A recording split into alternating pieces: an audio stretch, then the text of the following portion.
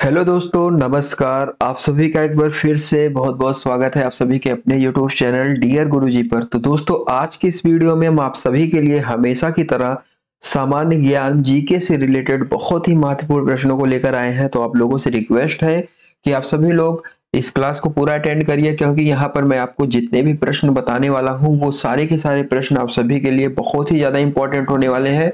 तो आप सभी लोगों से रिक्वेस्ट है कि हर एक प्रश्न का जवाब देते हुए चले। और जितने भी लोग अभी तक हमारे इस चैनल पर नए हैं, चैनल को सब्सक्राइब कर लें, जिससे कि उन्हें हमारे आने वाले वीडियोज के नोटिफिकेशन आसानी से मिलते रहे। तो आप सभी लोग देख ही रहे हैं, यहाँ पर पहला प्रश्न आपसे क्या पूछा जा रहा है, आप लोग इसका जवाब देने का प्रयास करें। ठीक है। सरकार के कुल व्यय और ऋण को छोड़कर कुल प्राप्तियों के बीच के अंतर को क्या कहा जाता है? आप सभी लोग बताने का प्रयास कीजिए कि सरकार के कुल व्यय और ऋण को छोड़कर कुल प्राप्तियों के बीच के अंतर को क्या कहा जाता है दोस्तों? ठीक है, बहुत ही इंपॉर्टेंट है। तो यहाँ पर चार ऑप्शन आपके पास दिए गए हैं: राजस्व घाटा, या प्राथमिक घाटा, या राजकोषीय घाटा, या व्यापार घाटा। तो आप सभी लोग बताइए यहाँ पर राइट आंसर क्या हो जाएगा। दोस्तों, यहाँ पर यदि बात करें राइट आंसर की, तो यहाँ पर ऑप्शन नंबर आपका सी जो है बिल्कुल राइट हो जाएगा। ऑप्शन नंबर सी आप सभी लोग देख ही रहे हैं, क्या है? राजकोषीय घाटा। ठीक है, जितने भी लोगों का ऑप्शन नंबर सी है वो लोग यहाँ पर बिल्कुल राइट हो जाएंगे। ठीक है दोस्तों, चलिए बढ़ते हैं अपने अगले प्रश्न की तरफ। अगला प्रश्न आपसे यहाँ पर क्या पूछा जा रहा है, आप सभी लोग देखिए। यहाँ पर अगला प्रश्न आपसे पूछ रहा है, अर्ध शुष्क जलवायु परिस्थितियों और अपकृष्ट मिट्टी में उगाई जाने वाली वह फसल है जो खाद्य फसल के साथ साथ चारे की फसल भी है, निम्न में से क्या है? बताइए। अर्ध शुष्क जलवायु, ये चीज आप लोग ध्यान में रखिए। क्या पूछ रहा है यहाँ पे दोस्तों? अर्ध शुष्क जलवायु परिस्थितियों और उत्कृष्ट मिट्टी में उगाई जाने वाली वह फसल है, ठीक है, वह फसल जो खाद्य फसल के साथ साथ चारे की फसल है, यह निम्न में से क्या है? बताइए। ज्वार, बाजरा, मक्का, गेहूं। तो आपका यहाँ पर राइट आंसर क्या हो जाएगा? तो यदि बात करें यहाँ पर राइट आंसर की, तो ऑप्शन नंबर यहाँ पर आपका सी वाला जो है बिल्कुल करेक्ट हो जाएगा दोस्तों। अर्ध शुष्क जलवायु परिस्थितियों और उत्कृष्ट मिट्टी में उगाई जाने वाली वह फसल है जो खाद्य फसल के साथ साथ चारे की फसल भी कहते हैं। तो चारे की फसल किसे कहते हैं? मक्का को कहते हैं। तो ऑप्शन नंबर आपका सी वाला यहाँ पर बिल्कुल राइट हो जाएगा दोस्तों। आप सभी लोग ध्यान से देख लीजिए।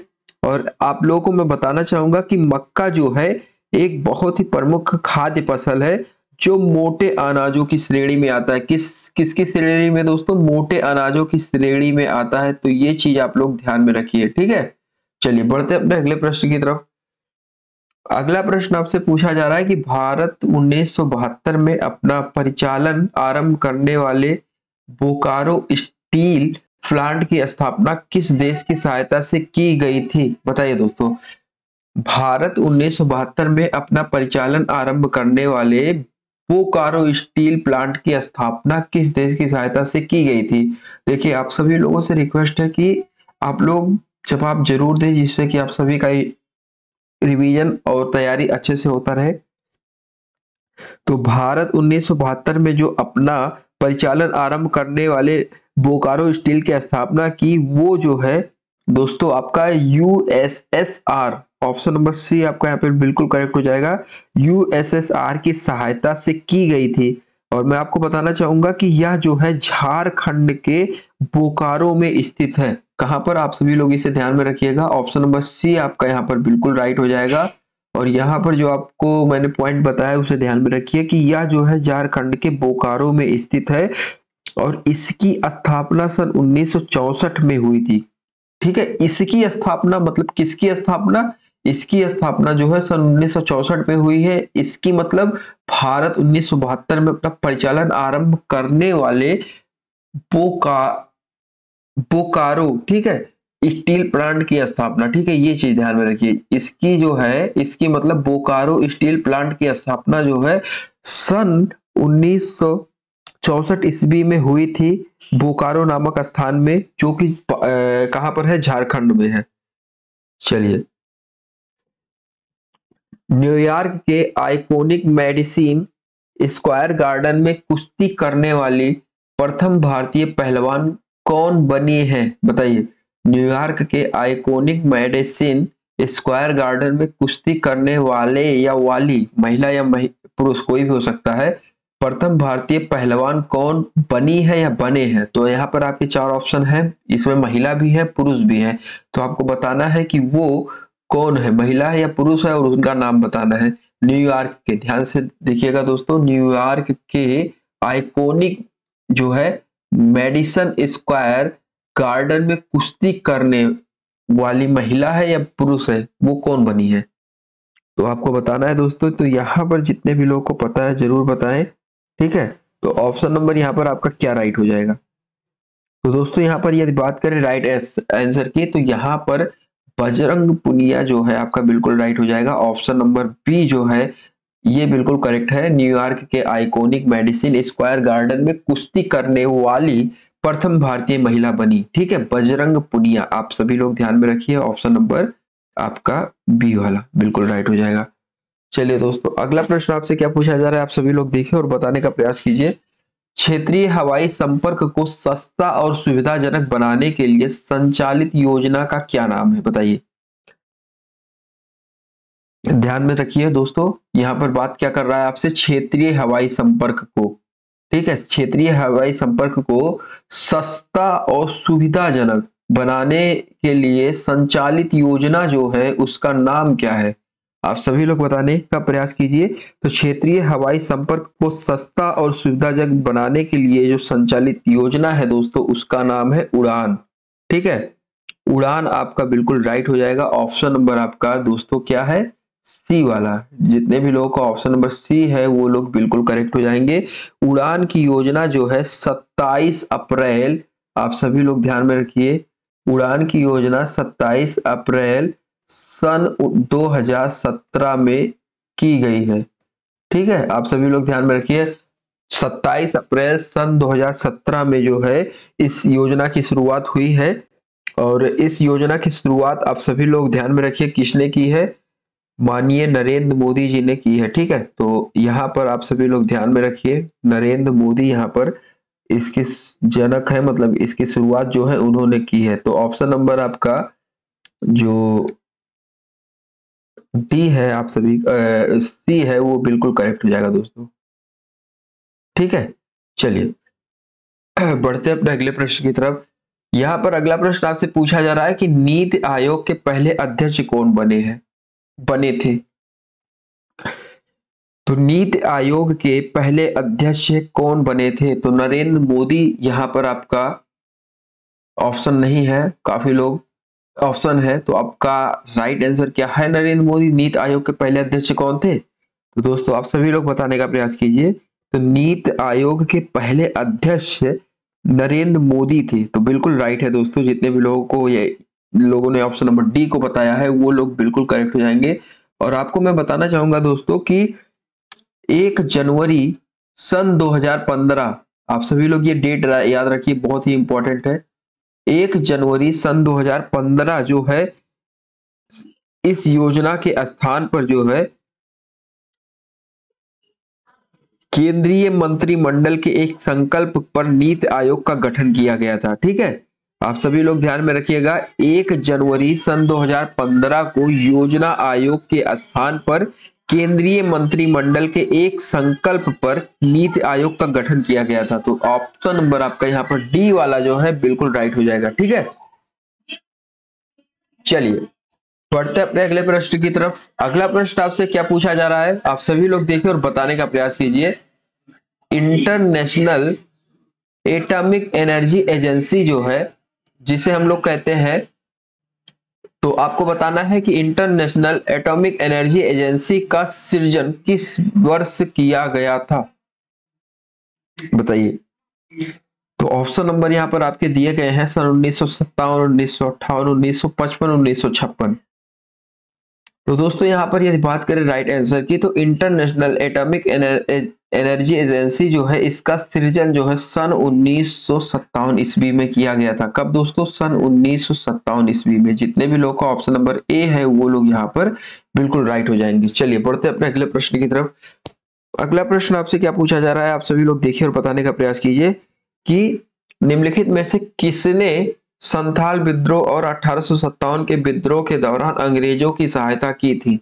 तो निम्नलिखित में से किसने संथाल विद्रोह और 1857 के विद्रोह के दौरान अंग्रेजों की सहायता की थी। तो यहाँ पर टेकचंद, मूलचंद या तेजचंद या महाराजा मेहताब चंद। तो आप सभी लोग बताने का प्रयास कीजिए कि कौन सा ऐसा चंद परिवार था जो कि अंग्रेजों की सहायता की थी सन 1857 के विरोध के दौरान, और संथाल विद्रोह इसमें भी। तो दोस्तों यहाँ पर जितने भी लोगों ने ऑप्शन नंबर डी को बताया है, महाराजा मेहताब चंद, बिल्कुल राइट हो जाएगा। ठीक है, ऑप्शन नंबर डी, महाराजा मेहताब चंद ने संथाल विद्रोह और 1857 के विद्रोह के दौरान अंग्रेजों की सहायता की थी। आप सभी लोग इसे ध्यान में रखिए। और सन 1793 ईस्वी, आप सभी लोग इसे ध्यान में रखिए, सन 1793 ईस्वी से दोस्तों 1801 के बीच की बात है ये, आप सभी लोग इसे भी फोकस में रखिए।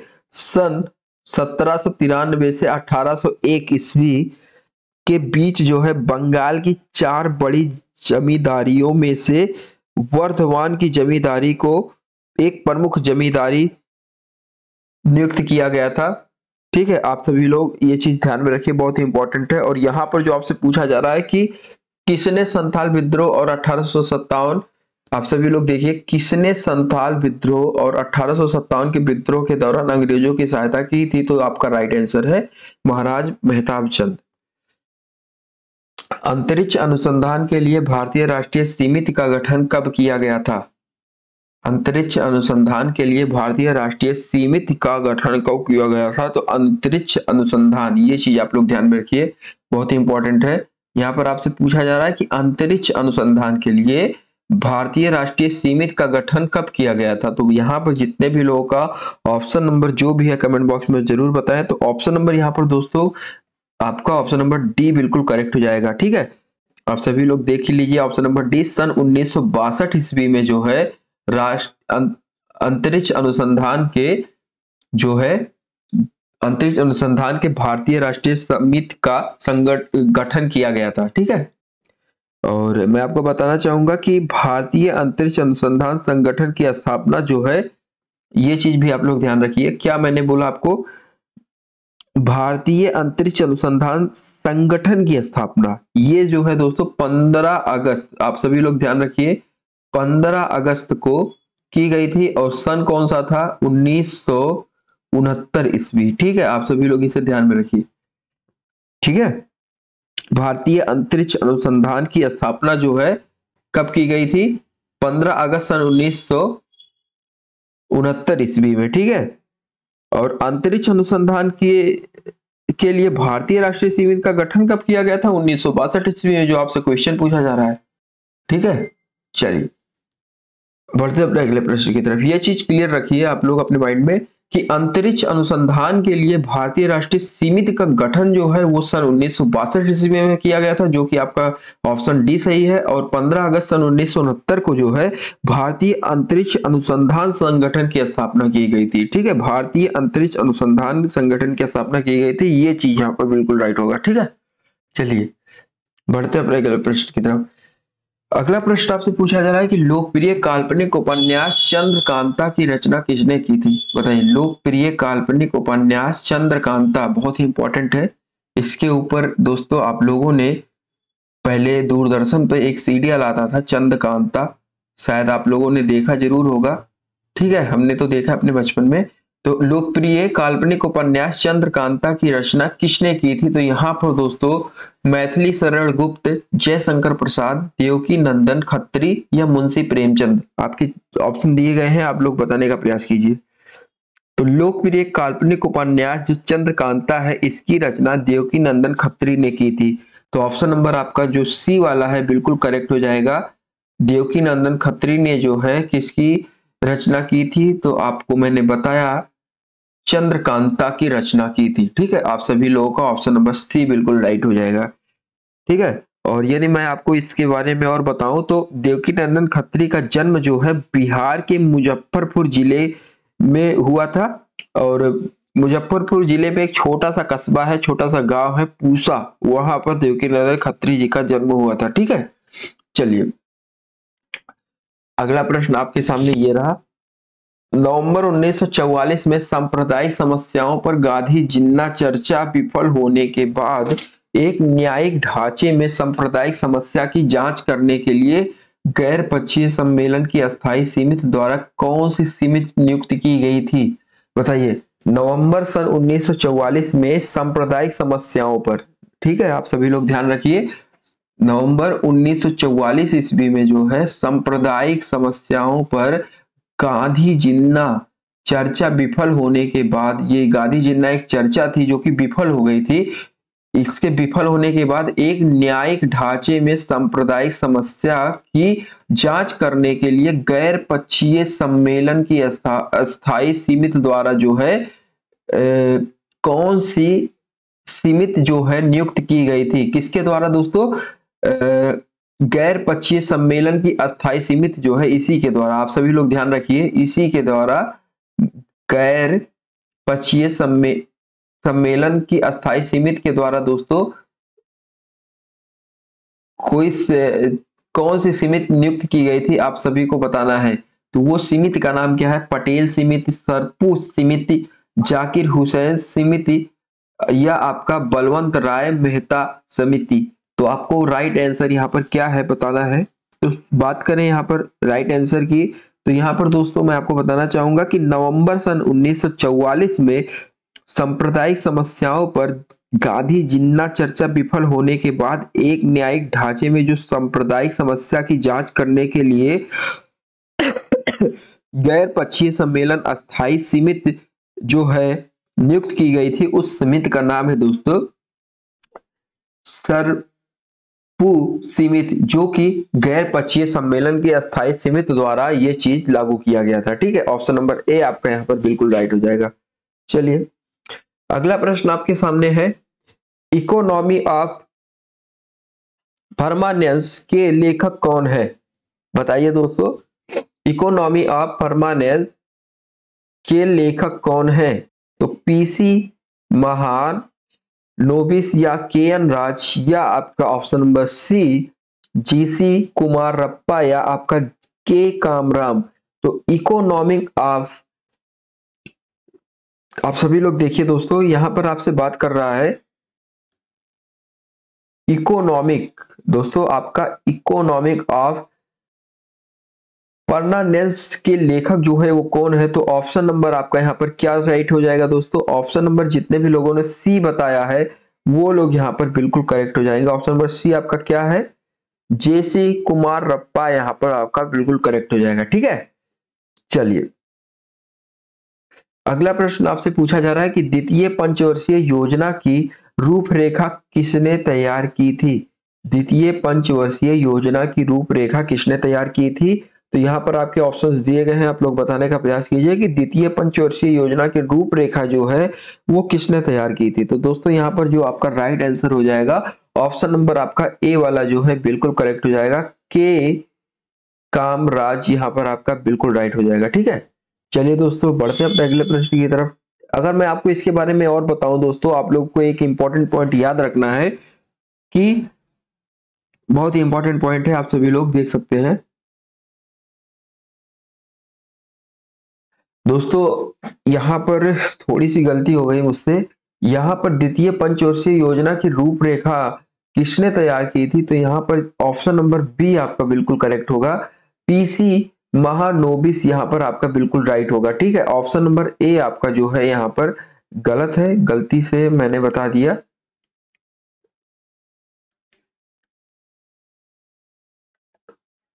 तो आप लोग इसे कट कर सकते हैं।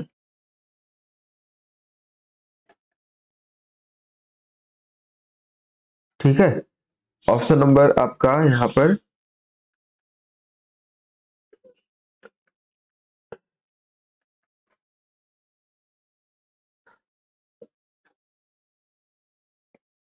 ऑप्शन नंबर आपका ए वाला यहाँ पर गलत है। ऑप्शन नंबर बी सही है। चलिए बढ़ते हैं अपने अगले प्रश्न की तरफ। पृथ्वी शिखर सम्मेलन के रूप में किसे जाना जाता है? बताइए, पृथ्वी शिखर सम्मेलन जो है इसके रूप में किसे जाना जाता है दोस्तों? आप सभी लोग बताने का प्रयास कीजिए।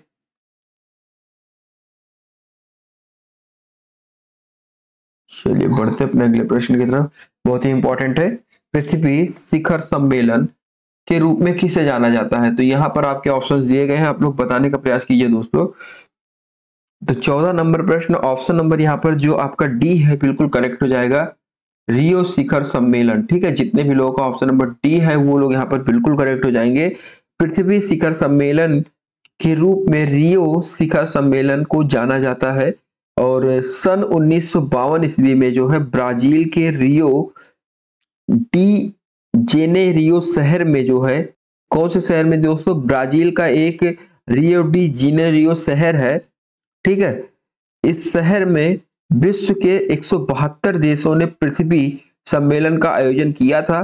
ठीक है, और मैं आपको बताना चाहूंगा कि इस सम्मेलन में विश्व राजनीति में पर्यावरण को एक ठोस स्वरूप मिला था।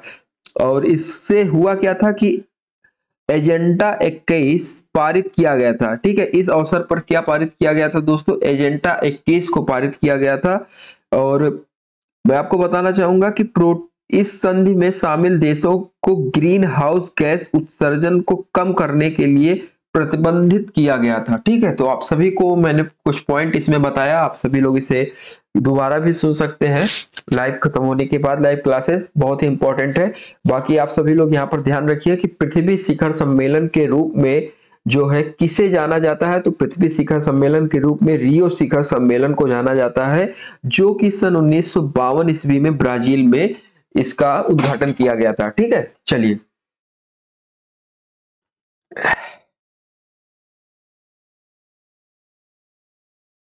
ईस्ट इंडिया कंपनी द्वारा किस वर्ष में अस्थायी बंदोबस्त को अमल में लाया गया था? आप सभी लोग बताने का प्रयास कीजिए कि ईस्ट इंडिया कंपनी द्वारा किस वर्ष में अस्थायी बंदोबस्त को अमल में लाया गया था? तो 15 नंबर प्रश्न में यहाँ पर जितने भी लोगों ने ऑप्शन नंबर बी को बताया है सन 1793 ईस्वी, वो लोग यहाँ पर बिल्कुल करेक्ट हो जाएंगे। ठीक है, बहुत ही इंपॉर्टेंट है। सन 1793 ईस्वी यहाँ पर बिल्कुल राइट है। भारतीय भाषाओं को एकीकृत लिपि है।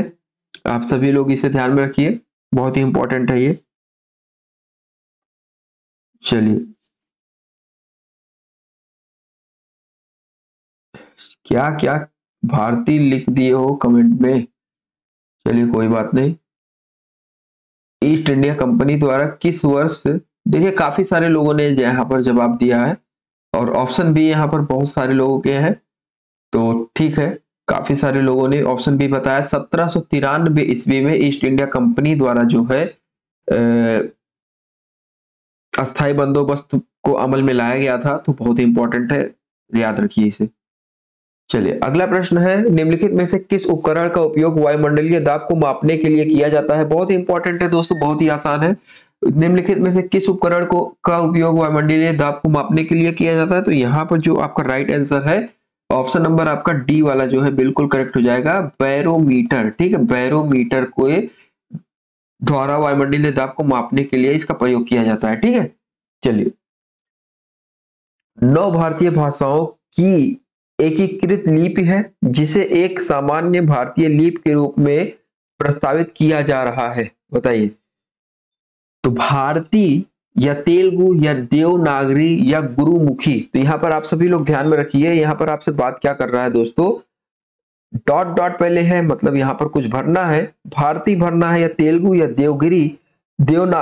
देवनागरी या गुरुमुखी। तो यहां पर दोस्तों आपका जो राइट आंसर हो जाएगा ऑप्शन नंबर ए वाला जो है बिल्कुल करेक्ट हो जाएगा।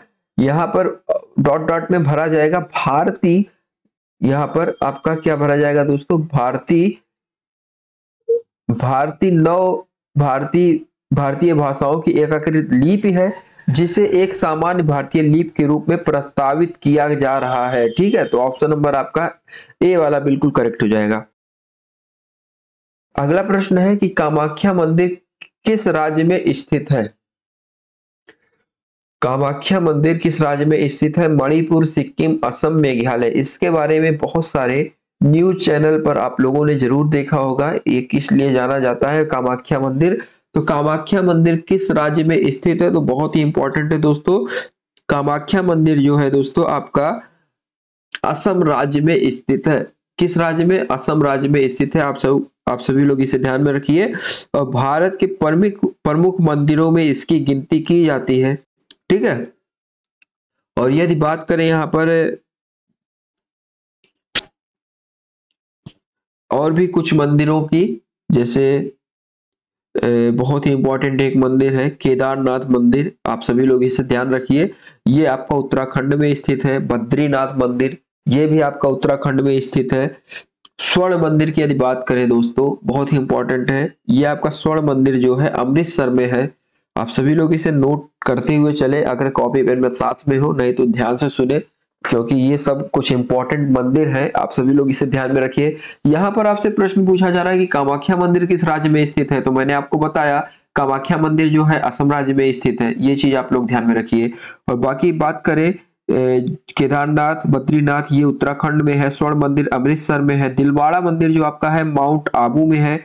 और यदि बात करें मीनाक्षी मंदिर, बहुत ही इंपॉर्टेंट है। मीनाक्षी मंदिर आपका दोस्तों है तमिलनाडु में। बहुत ही इंपॉर्टेंट है। मीनाक्षी मंदिर से रिलेटेड प्रश्न आपके अक्सर पूछे जाते हैं। और दिलवाड़ा मंदिर आपको मैंने बताया माउंट आबू। और एक मंदिर बहुत ही ज्यादा इंपॉर्टेंट है महाकालेश्वर मंदिर, जो कि आपको उज्जैन में पड़ता है। और महाबोधि मंदिर, ये बोध गया में पड़ता है। ठीक है।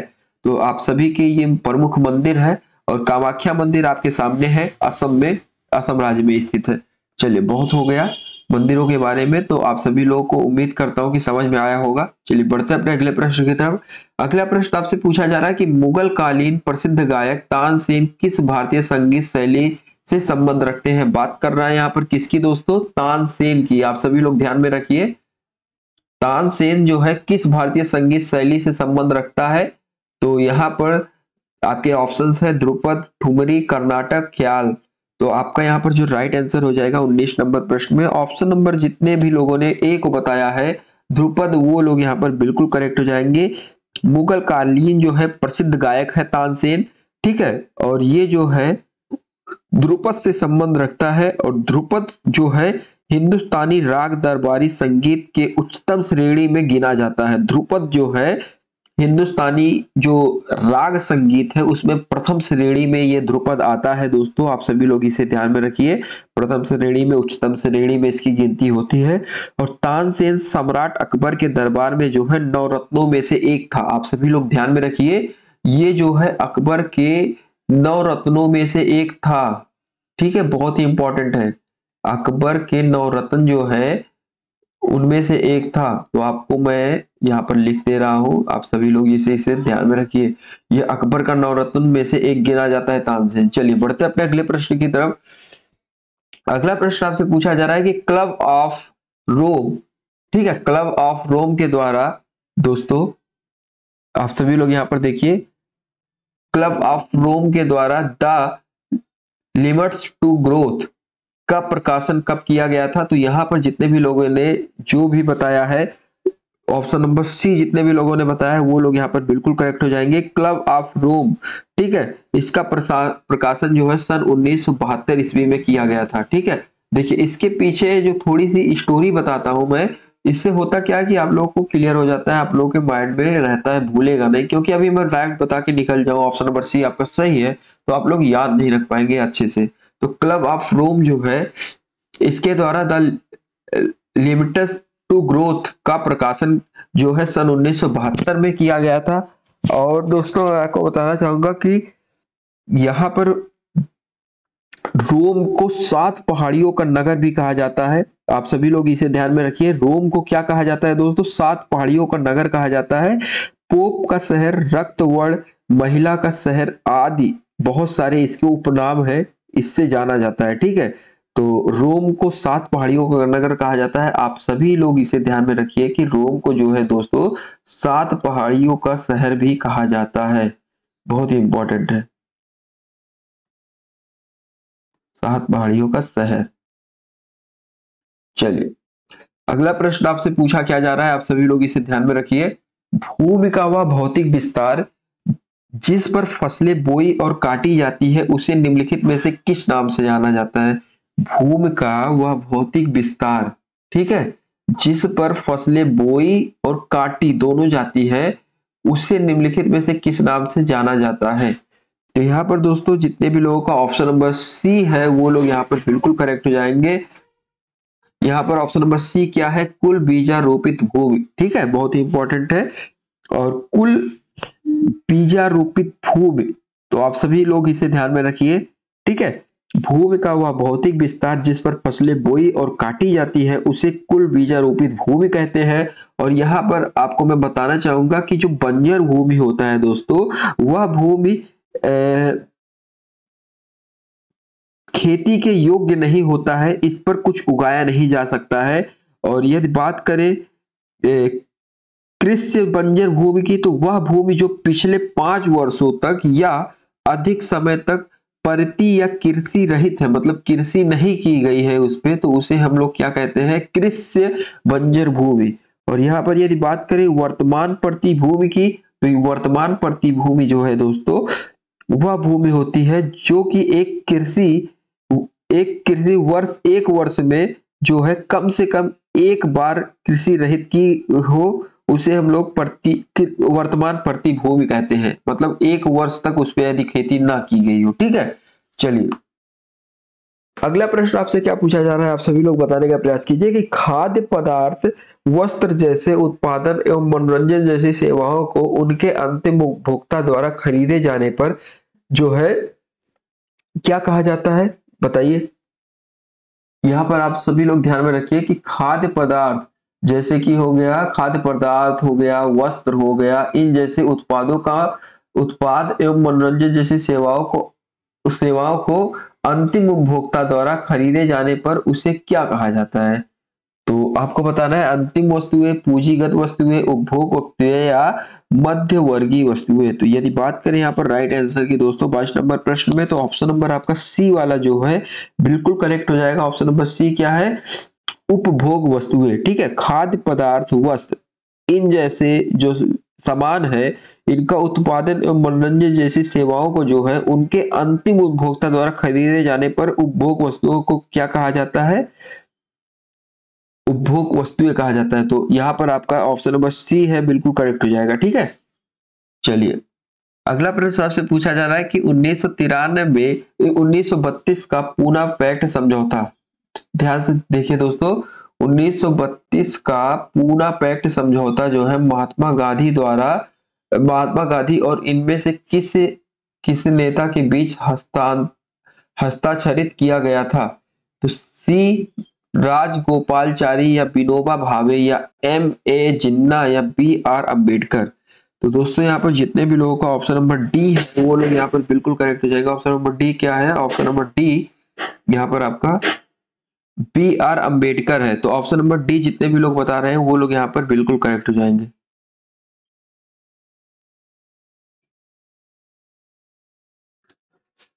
चलिए दोस्तों बढ़ते हैं अपने अगले प्रश्न की तरफ। अगला प्रश्न आपसे क्या पूछा जा रहा है, आप सभी लोग देखिए और बताने का प्रयास कीजिए।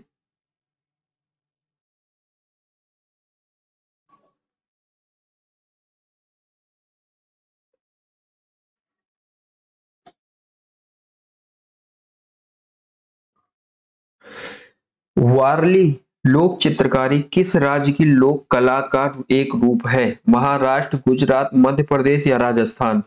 तो वारली लोक चित्रकारी किस राज्य की लोक कला का एक रूप है? तो यहाँ पर दोस्तों जितने भी लोगों का ऑप्शन जो भी है कमेंट बॉक्स में जरूर बताएं। तो वारली लोक चित्रकारी महाराष्ट्र राज्य की लोक कला का एक प्रमुख रूप है। तो यहाँ पर दोस्तों ऑप्शन नंबर आपका ए वाला जो है बिल्कुल करेक्ट हो जाएगा दोस्तों, बहुत ही इंपॉर्टेंट है, ठीक है। आप सभी लोग इसे ध्यान में रखिए, महाराष्ट्र जो है ये आपका राइट आंसर है। वारली लोक चित्रकारी जो है महाराष्ट्र की लोक कला का एक रूप है। अगला प्रश्न आपसे पूछा जा रहा है, ये आज का आपके यहाँ का लास्ट प्रश्न है। जितने भी लोगों को नहीं पता है वो लोग देख ले। यहाँ पर सन 1972 का शिमला समझौता इसकी बात की जा रही है। तो सन 1972 शिमला समझौता इंदिरा गांधी और एक कोई और है उनके बीच में हस्ताक्षरित किया गया था, तो वो कौन है दोस्तों? इंदिरा गांधी तो है ही, उसके अलावा एक लोग और है, तो वो आपके ऑप्शन में है, बताइए। तो यहाँ पर दोस्तों आपका राइट आंसर क्या हो जाएगा? तो यहाँ पर जितने भी लोगों का ऑप्शन नंबर ए है वो लोग यहाँ पर बिल्कुल करेक्ट हो जाएगा। तो सन 1972, ये चीज आप लोग ध्यान रखिए, सन 1972 जो कि आपका क्वेश्चन में ही दिया गया है, तो सन 1972 का शिमला समझौता जो है इंदिरा गांधी और जुल्फिकार अली भट्टो, बहुत ही इंपॉर्टेंट है, इंदिरा गांधी और यहाँ पर जो खाली स्थान है उसमें क्या भरा जाएगा? जुल्फिकार अली भट्टो, यहाँ पर इन दोनों के बीच में जो है सन 1972 ईस्वी में हस्ताक्षरित किया गया था। तो बहुत ही इंपॉर्टेंट है, आप सभी लोग देख ही रहे हैं यहाँ पे। दोस्तों इसी के साथ आज की ये क्लास आपकी यहीं पर खत्म होती है, और जितने भी लोगों ने अभी तक हमारे इस चैनल को सब्सक्राइब नहीं किया है, चैनल को सब्सक्राइब कर लें, जिससे कि उन्हें हमारे आने वाले वीडियोज की नोटिफिकेशन आसानी से मिलते रहे। चलिए दोस्तों, मिलते हैं अपने किसी अन्य वीडियो में, तब तक के लिए धन्यवाद।